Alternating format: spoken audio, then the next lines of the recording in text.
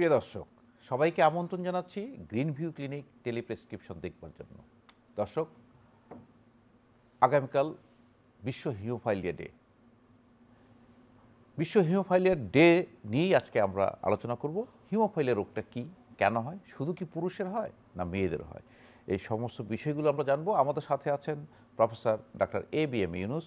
তিনি অধ্যাপক, হিমাটোলজি বিভাগ, বাংলাদেশ মেডিকেল বিশ্ববিদ্যালয়, ঢাকা। স্যার, আপনাকে স্বাগত আমাদের স্টুডিওতে। ধন্যবাদ।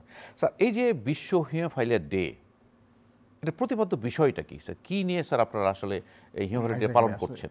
সারা বিশ্বে 17 এপ্রিল অত্যন্ত ভাব গাম্ভীর্যের সাথে এই বিশ্ব হিমোফিলিয়া দিবসটি উদযাপিত হয়। তো 2025 সালের আমাদের বিশ্ব হিমোফিলিয়া ডে যে প্রতিপাদ্য বিষয় বা থিম, সেটা হলো access for all, women and girls bleed too. আগে বলা হতো যে শুধু পুরুষের রোগ এটা, এবং পুরুষরাই তাদের ব্লিডিং ডিজঅর্ডার হবে। কিন্তু এখন বলা হচ্ছে না, এর আওতায় মহিলাদেরকে অন্তত কিছু কিছু মহিলা এবং কিছু কিছু মেয়েরা, অর্থাৎ বালিকা অথবা কিশোরী, তাদেরও কিন্তু ব্লিডিং হতে পারে। আমরা ডিটেলস বলবো।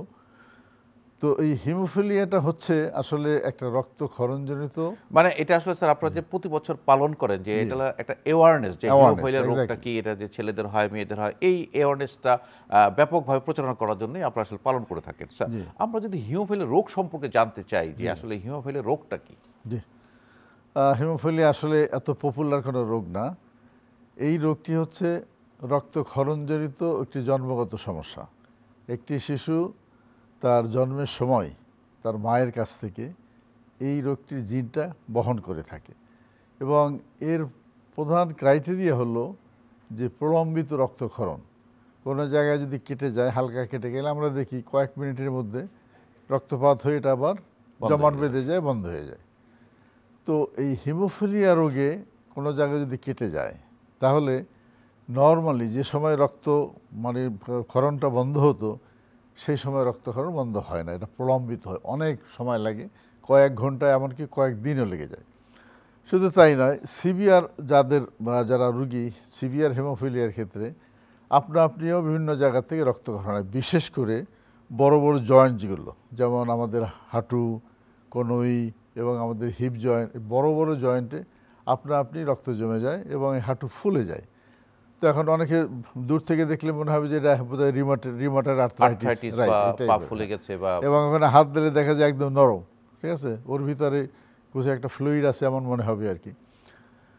তো এর সঙ্গে প্রচণ্ড ব্যথা হয় এবং মুভমেন্টটা রেস্ট্রিকশন হয়ে যায়। হাঁটু যদি সে ভাঁজ করা থাকে, তার সোজা করতে কিন্তু সময় লেগে যাবে, কষ্ট হবে, পারবে না।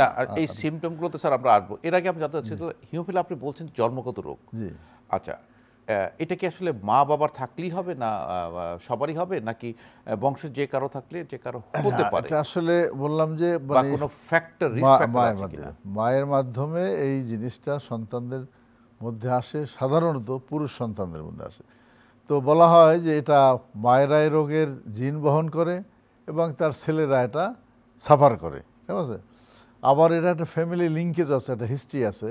এটা বলা হয় মামু ভাগ্নের রোগ অথবা নানা নাতির রোগ, অর্থাৎ একটা হিমোফিলিয়ার একটা ফ্যামিলি হিস্ট্রি থাকে। ফ্যামিলি হিস্ট্রি হলো এমন যে হিমোফিলিয়া রোগীর আপন ভাই, তার খালাতো ভাই, তার মামা অথবা তার নানা, এদের কারো মধ্যে এই ধরনের সিমটম, এই প্রলম্বিত রক্তক্ষরণের সিমটমগুলো থাকে। তেমন যদি আমরা একটা ফ্যামিলি লিঙ্কেজ পাই, তাহলে আমরা বুঝতে পারি যে এই রোগীটার হিমোফিলিয়া। সামান্য কিছু ক্ষেত্রে এই ফ্যামিলি হিস্ট্রির পুরোটা পাওয়া যায় না, ধরেন 5 to 10% ক্ষেত্রে এটা মিউটেশন হয়ে জন্মের সময় এটা এই রোগটা দেখা দেয়। তো এখন এখানে বলা হচ্ছে যে মায়েরা হচ্ছে ক্যারিয়ার এবং ছেলে সন্তান হচ্ছে সাফারার। তবে এখন বলা হচ্ছে যে শুধুই মাত্র যে পুরুষদের রোগটা হবে তা না, এবার প্রতিপাদ্য বিষয় এই জন্য একটুখানি চেঞ্জ হয়েছে। এখানে মহিলা এবং গার্লদেরকেও, মেয়েদেরকেও এখানে ইনক্লুড করা হয়েছে, যে তাদের ভিতরে রেয়ার হলেও হতে পারে। কিন্তু স্যার এখানটা একটু ব্যাখ্যা চাচ্ছি স্যার, যে আপনি বলছিলেন যে মা ক্যারিয়ার এবং পুরুষরা সাফারার। তাহলে স্যার আপনি যদি বলেন মেয়েরাও সাফারার, তাহলে সে কি ক্ষেত্রে স্যার মা ক্যারিয়ার এবং মেয়েরা সাফারার, এটা কি করে হলো, তাই তো? আচ্ছা, এখন এখানে একটু জেনেটিক লেভেলে যেতে হবে। সেটা হচ্ছে, আমরা জানি যে ছেলে এবং মেয়ে তার ভিতরে যে সেক্স ক্রোমোজোম যেটা আছে, ছেলেদের হলো এক্স ওয়াই, এই ওয়াইটা ইন্ডিকেট করে ছেলে, আবার মেয়েদের হলো এক্স এক্স, এই এক্স হলো মহিলাদের মানে ইন্ডিকেট করে। এখন এই রোগটা হলো এক্স বাহিত, এক্স ক্রোমোজোম বাহিত। এই হিমোফিলিয়া রোগের মানে উৎস হলো এক্স ক্রোমোজোম। একটা এক্স ক্রোমোজোম যদি ডিফেক্টিভ থাকে এবং সে যদি ওই রক্তের ফ্যাক্টরে আমরা আসছি, যে ফ্যাক্টরগুলো ঠিকমতো উৎপাদন করতে না পারে, তাহলে পরে তার হিমোফিলিয়া হতে পারে। পুরুষদের ক্ষেত্রে যেহেতু তার এক্স ওয়াই একটা মাত্র এক্স জিন থাকে, এবং ওই এক্স জিন যদি এই হিমোফিলিয়ার জিন ক্যারি করে থাকে, রোগটা যদি তার মধ্যে থেকে থাকে, তাহলে এটাকে কম্পেনসেট করার মতো তার আরেকটা এক্স জিন নাই, তার একটা ওয়াই। অতএব সে এই ফ্যাক্টর তৈরি করতে পারবে না, অতএব তার এই রক্তক্ষরণ হবে এবং হিমোফিলিয়া আক্রান্ত হবে। পক্ষান্তরে যদি আমি মহিলাদেরকে দেখি, মহিলাদের দুইটা এক্স ক্রোমোজোম রয়েছে এবং তার মধ্যে যদি একটা ডিফেক্টিভও হয়, আর একটা কিন্তু নর্মাল আছে। তো সেই নর্মাল এক্স ক্রোমোজোম দিয়ে যতটুকু মানে উৎপাদন হবে, তা দিয়ে সে মোটামুটি ঠিকভাবেই চলতে পারে, এই জন্য তার রক্তক্ষরণের প্রবণতা অতটা থাকে না। এই রোগটাকে বলা হয় এক্স লিঙ্ক রিসেসিভ, অর্থাৎ যদি একটা জিনে থাকে এবং আরেকটা সচল থাকে, তাহলে সে এটা এক্সপ্রেশন হবে না। বাট একটা জিনই যদি মানে অকর্মণ্য থাকে আর তাকে সাপোর্ট দেওয়ার মতো যদি আরেকটা জিন না থাকে, তাহলে সেটা ম্যানিফেস্ট করবে। তো সেই জন্য এটা ছেলেদেরকে সাধারণত হয়, ছেলেদের ক্ষেত্রে। মেয়েদের ক্ষেত্রে একটা ক্যারিয়ার থাকে। এখন কোনো ফ্যামিলিতে যদি এমন হয় যে তার মায়েরও আছে, বা সেই মা কোথার থেকে পেলো, তার নানার কাছ থেকে একটা এক্স জিন পেলো ডিফেক্টিভ হেমোফিলিয়া জিন, তার মায়ের কাছে তার নানির কাছ থেকে আরেকটা জিন পেলো। এক ফ্যামিলিতে যদি এমন হয় যে মামা হেমোফিলিয়া রোগী আর তার নানা আর তার নানি হলো হিমোফিলিয়া ক্যারিয়ার, তাহলে ওই ক্যারিয়ার এক্স ক্রোমোজোম যদি তার মায়ের মধ্যে চলে আসে, নানার একটা এক্স ক্রোমোজোম যদি মায়ের মধ্যে চলে আসে, অর্থাৎ দুইটা এক্স ক্রোমোজোমে যদি ডিফেক্টিভ হয়ে থাকে বংশগতভাবে, তাহলে উনি হবে একজন হিমোফিলিয়ায় আক্রান্ত রোগী। এখন এটার ইনহেরিটেন্সটা কীরকম? এটা তো মায়েদের রোগ, মায়েরা ক্যারিয়ার, ছেলেদের রোগ। এখন ছেলেরা তাদের যত মানে সন্তান উৎপাদন হবে, এই ছেলেদের এক্স ক্রোমোজোম যেখানে যেখানে যাবে, সেখানে সেখানে রোগ বিচরণ করবে। এখন ছেলেদের এক্স ক্রোমোজোম দিয়ে কোথায় যাবে? মানে তার ছেলেও হতে পারে, তার মেয়েও হতে পারে। তার যদি ছেলে হয়ে থাকে, তাহলে সেই ছেলে তার কাছ থেকে পাবে ওয়াই, আর তার ওয়াইফের কাছ থেকে পাবে এক্স। এই এক্স ওয়াই মিলে সে তার ছেলে হয়ে যাবে। তার হিমোফিলিয়া রোগীর ছেলে কখনোই হিমোফিলিয়া রোগে আক্রান্ত হবে না, তার কারণ তার এক্স ক্রোমোজোম তো ছেলের মধ্যে যাচ্ছে না। বুঝতে পারছি। আবার যদি তার মেয়ে যে কটা মেয়ে হবে, সেই মেয়েদের মধ্যে প্রত্যেকটা মেয়েই তার একটা এক্স ক্রোমোজোম পেতে হবে, আর মায়ের থেকে আর একটা এক্স ক্রোমোজোম পাবে, তাহলে তার সকল মেয়েই এই ডিফেক্টিভ এক্স ক্রোমোজোমের অধিকারী, অর্থাৎ প্রত্যেকটা মেয়েই তার এই হিমোফিলিয়ার ক্যারিয়ার হবে। এবং এই মেয়েরা যখন আবার সন্তান উৎপাদন করবে, তাদের ছেলে সন্তানরা তখন আবার এই হিমোফিলিয়া। তাহলে স্যার এটা তো আসলে তাহলে ছেলে মেয়ে উভয়ের মধ্যে হওয়ার একটা সম্ভাবনা আছে। স্যার এই যে হিমোফিলিয়া রোগ, আমি এটা সিমটমে যাব, তার আগে স্যার আমাদের দেশে সংখ্যা কেমন স্যার? আচ্ছা, এখন এটার ইনসিডেন্সটা ওয়ার্ল্ড ওয়াইড, সারা বিশ্বে যে মানে পরিসংখ্যান আছে, তাতে দেখা যায় যে প্রতি 10,000-এ একজন করে হিমোফিলিয়া রোগী, এবং যার ফ্যামিলিতে এই হিমোফিলিয়া রোগী একজন আছে, কিন্তু তাকে সারা বছরই এই হাসপাতালের পিছনে, ডাক্তারের পেছনে, এবং প্রচুর খরচ এই রোগের চিকিৎসার জন্য, অর্থাৎ তাদের আর সুস্থ একটা জীবন থাকে না। এখন আমরা যদি সেই হিসাব করি প্রতি 10,000-এ একজন, তাহলে আমরা ধরে নেই আমাদের দেশে মোটামুটি 20,000-এর মতো রুগী আছে। তো এই 20,000-এর মতো রুগী, এই 20,000 ফ্যামিলি, মানে এরা কিন্তু খুবই রকম সাফারার। তো আমাদের এই দেশে এদের সবাই রেজিস্ট্রেশন নাই। এই 5 থেকে 6,000 রোগী রেজিস্ট্রেশন হয়েছে, যারা আসছে আপনাদের রেজিস্ট্রেশন করতে পারছে। স্যার, এই রোগী আসলে লক্ষণগুলো কি স্যার? জি, লক্ষণের আগে একটু বলি যে কেন এটা, মানে লক্ষণ হলো প্রলম্বিত রক্তক্ষরণ।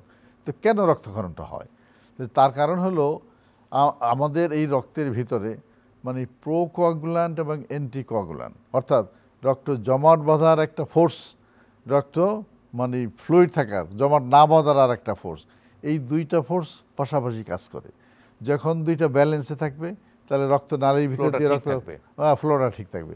এখন তার মধ্যে একটা যদি আপার হ্যান্ড নেয়, অর্থাৎ যে জমাট বাঁধার প্রক্রিয়া যদি অ্যাক্টিভ হয়ে যায় আর তার এন্টিরা যদি ইনঅ্যাক্টিভ হয়ে যায়, তাহলে রক্তটা জমাট বেঁধে যাবে, যেমন ডিবিটি হয়ে যায়, তেমন কোনো জায়গায় রক্ত মানে জমে গিয়া বা বিভিন্ন রকম সমস্যার সৃষ্টি হতে পারে।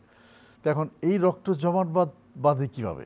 এই রক্ত জমাট বাঁধাটা এর একটা দীর্ঘ একটা জটিল প্রক্রিয়া। এর ভিতরে অনেকগুলো কেমিক্যাল সাবস্টেন্স, ফ্যাক্টর 1 থেকে শুরু করে ফ্যাক্টর 13 পর্যন্ত, এগুলোকে বলা হয় কোয়াগুলেশন ফ্যাক্টর। তার সঙ্গে আরও কিছু লাগে, ফিব্রিনোজেন এবং অন্যান্য উপাদান। এরা মিলে এটা একটা কেমিক্যাল প্রক্রিয়ার মাধ্যমে এই রক্তটাকে জমাট বাঁধে। এবং যদি এক জায়গা থেকে কেটে গেলেও রক্ত কোথাও পড়ে যায়, মানে কোনো পশু জবাই করার পরে যখন নিচে পড়ে যায়, কিছুক্ষণ পরে দেখবেন জেলির মতো একটা জমাট বেঁধে যায়। তো এই জমাট বাঁধার পিছনে কোয়াগুলেশন ফ্যাক্টর প্রয়োজন, ফিব্রিনোজেন প্রয়োজন, আরও কিছু কিছু উপাদান প্রয়োজন। হিমোফিলিয়া রোগীর ক্ষেত্রে যে যে ফ্যাক্টরের ডেফিসিয়েন্সিটা হয় সেটা হলো ফ্যাক্টর 8 অথবা 9 অথবা 13 অথবা 11, এরকম একটা ফ্যাক্টর। তো এর মধ্যে সবচেয়ে কমন ফ্যাক্টর হলো ফ্যাক্টর 8। এই ফ্যাক্টর 8-এর ঘাটতি হলে এটাকে আমরা বলি হিমোফিলিয়া এ। ফ্যাক্টর 9-এর যদি ঘাটতি হয় তাকে বলি আমরা হিমোফিলিয়া বি বা অথবা ক্রিসমাস ডিজিজ। তো আরও বেশি রেয়ার ডিজিজ আছে, এটাকে রয়্যাল ডিজিজও বলা হয়, রোগও বলা হয়। তার কারণ হলো এটা ইংল্যান্ডের রয়্যাল ফ্যামিলির ভিতরে এটা ডিটেকশন হয়েছিল এবং এর ভিতরে অনেক সদস্য যাদেরকে আলটিমেটলি খুঁজে পাওয়া গেল এবং ওখান থেকে রিসার্চ করতে করতে এর আসলে আদি অন্ত সব কিছুই এটার মানে অ্যানালাইসিস করা হয় এবং এই রোগের চিকিৎসাও মানে আলটিমেটলি শুরু হয় আর কি। স্যার মানে এই রোগের যেমন হিমোফাইলিয়া আসলে তো আপনি যেমনটি বলছিলেন যে সংখ্যা কম থাকে, কিন্তু কি কি লক্ষণ থাকলে আমরা বুঝতে পারবো যে তার হিমোফাইলিয়া? এখন তার কোনো জায়গা থেকে যদি একটু কেটে যায়, নর্মালি কয়েক মিনিটের মধ্যে 5-7-10 মিনিটের মধ্যে এটা রক্তটা বন্ধ হয়ে যাওয়ার কথা। একটা মানে শিশু যদি দাঁত তোলার পরে কয়েক মিনিটের মধ্যে তার ওখান থেকে রক্তক্ষরণ বন্ধ হয়ে যাওয়ার কথা। এখন দাঁত তোলার পরে কয়েক ঘন্টায় রক্ত বন্ধ হলো না, কয়েকদিনেই রক্ত বন্ধ হলো না, আপনি প্যাক দিচ্ছেন, তুলা দিচ্ছেন, গজ দিচ্ছেন, মুখ ভরে ভরে রক্ত ব্লাড আসছে, ওইটা বের করে ফেলতেছেন, আবার দিচ্ছেন, এরকম হয়তো দেখা গেল কয়েক ঘন্টা থেকে কয়েকদিন চলে গেল। দেন আপনি বাধ্য হলেন একজন ডাক্তারের কাছে যেতে, উনি তখন এটাকে ডিটেকশন করে এটাকে চিকিৎসা করলেন। আবার আমরা যে একটা সার্জারি যদি করা হয়, বিশেষ করে স্যার বাচ্চাদের সার্কামসিশনের ক্ষেত্রে মজার কাহিনী আছে। সেটা হলো যে অধিকাংশ গ্রামই ধরেন এখনও কিন্তু হাজাম দিয়ে সার্কামসিশন হয়।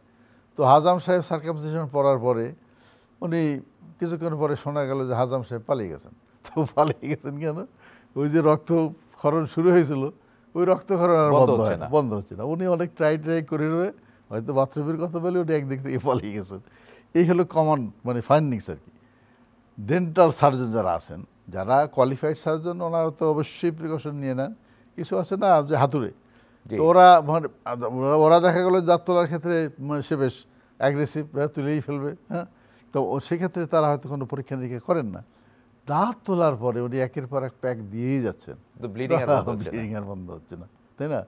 আবার সবচেয়ে বেশি যারা আমরা দেখি সিভিয়ার হিমোফিলিয়ার ক্ষেত্রে যে এই হাঁটুগুলো ফুলে যায়। হ্যাঁ, মনে হয় যে রিউমাটিক আর্থ্রাইটিস হয়েছে তার, তখন মুভমেন্টের রেস্ট্রিকশন হয়েছে, প্রচণ্ড ব্যথা তার ওখানে হয়। এবং এইটা যদি আপনার সাথে সাথে চিকিৎসা করা না হয়, যে রক্তটা ওখানে সাইনোভিয়াল মেমব্রেনের ভিতরে জমে গেল, এটাকে যদি আপনি রিলিজ না করেন, ওখানে লোকালি রিয়াকশন হবে। লোকালি রিয়াকশনে ফাইব্রাস টিস্যু ডেভেলপ করবে এবং আলটিমেটলি হাড্ডিগুলো ক্ষয় হয়ে যাবে। ওর যে জয়েন্টের যে সাইনোভিয়াল মেমব্রেনের যে স্মুথ যে অংশটা আছে, এটা ক্ষয় হয়ে তখন একটু মানে খড়খড়া হয়ে যাবে। এরপরে তার মানে মুভমেন্টটা আর স্মুথ থাকবে না এবং দেখা যাবে যে পূর্ণ মুভমেন্ট মানে সে পাটা খোলা বা ভাঁজ করার যে নর্মালি যে মানে ফ্রিডম ছিল তার, এই ফ্রিডম আর থাকছে না। এবং কোনো এক সময় এসে দেখা গেল যে তাকে লাঠি বর দিয়ে বা ক্রাস নিয়ে তাকে হাঁটতে হচ্ছে, অর্থাৎ সে আলটিমেটলি পঙ্গুত্ব হয়ে যাচ্ছে। তো এটা হলো ভেরি ইম্পর্টেন্ট যে যদি এরকম সিমটম কারো দেখা দেয়, তাহলে পরে তার ইমিডিয়েটলি চিকিৎসার আওতায় এনে এটাকে রিলিজ করতেই হবে, যাতে তার পরবর্তী কমপ্লিকেশন পঙ্গুত্ব তাকে বরণ করতে না। এই যে ইন্টারনাল যেটা বলছেন ব্লিডিং হয়, মানে আমরা দেখতে পাচ্ছি যে কোনো সার্জারির পরে ব্লিডিং থামছে না। স্যার ইন্টারনাল ব্লিডিং হয় কিনা স্যার? ভিতরে কোনো ব্লিডিং হয়, চামড়ার নিচে কোনো ছোপ? এক্স্যাক্টলি, চামড়ার নিচে কাইমোসিস বা ছোপ দাগ হয়ে যায় অনেকখানি, অনেক জায়গা ধরে, প্রথম লাল, তারপরে আস্তে আস্তে নীল, তারপরে এটা রং চেঞ্জ হয়ে গাঢ় হতে থাকে। অথবা মাসল হেমাটোমা হয়, মাংসের ভিতরে একটু আঘাত লাগলো, হেমাটোমা। একজন খেলতে গেল, দেখা গেলো মাসের ভিতরে টান লাগলো, তখন তার ওখানে রক্ত জমে গেছে। কারো পেটের মধ্যে মানে রক্ত সোয়াস মাসেল একটা আছে যার নিচে হেমাটোমা হয় এবং তখন তো সে পা উঁচু করতে পারে না। ইন্টারনাল ব্লিডিং হতে পারে, ইন্টারক্রেনিয়াল হেমারেজ হতে পারে, ব্রেন স্ট্রোক করতে পারে, কেমন? মানে ভিতরেও এই রক্তক্ষরণ হ্যাঁ, একই এবং কারণে হতে পারে। হতে পারে, লাংসের ভিতরে হতে পারে। এই ইন্টারনাল ব্লিডিংটা এটা বেশি সিরিয়াস, এবং এটা যারা হিমোফিলিয়া মানে সিভিয়ার হিমোফিলিয়া রোগী তাদের ক্ষেত্রে এই জিনিসটা অত্যন্ত বেশি হয়ে থাকে আর কি। স্যার, আমরা হিমোফাইলিয়া রোগটা আছে কিনা আমরা নির্ণয় করার পদ্ধতিগুলো কি স্যার? আচ্ছা, এখন প্রথম হলো হিস্ট্রি, যে দেখা গেল একজন আর কেটে গেল, রক্ত বন্ধ হচ্ছে না। 2 নম্বর হলো ফ্যামিলি হিস্ট্রি, যে তার নিজের ভাই, খালাতো ভাই, মামা অথবা নানা তাদের কারো এই রক্তক্ষরণজনিত সমস্যা ছিল কিনা। আমরা ফ্যামিলি হিস্ট্রি পাই বা নাই পেলাম, এই যে প্রলম্বিত রক্তক্ষরণ এটুকু পেলাম। এখন আমরা টেস্ট করবো, ভেরি সিম্পল টেস্ট, সেটা বিটি আর সিটি। আমরা যদি দেখি যে ব্লিডিং টাইপ নর্মাল আছে আর ক্লটিং টাইপ প্রলং হয়ে গেছে, তাহলে এখানে ভাবতে হবে যে কোনো কোয়াগুলেশন ফ্যাক্টরের কোনো ঘাটতি আছে। তো সরি, তখন আমরা আরও একটু অ্যাডভান্স টেস্ট করবো, সেটা হলো পিটি এবং অ্যাপিটিটি, প্রথম বিন টাইপ এবং অ্যাক্টিভেটেড পার্শিয়াল থ্রম্বোসিস টাইপ।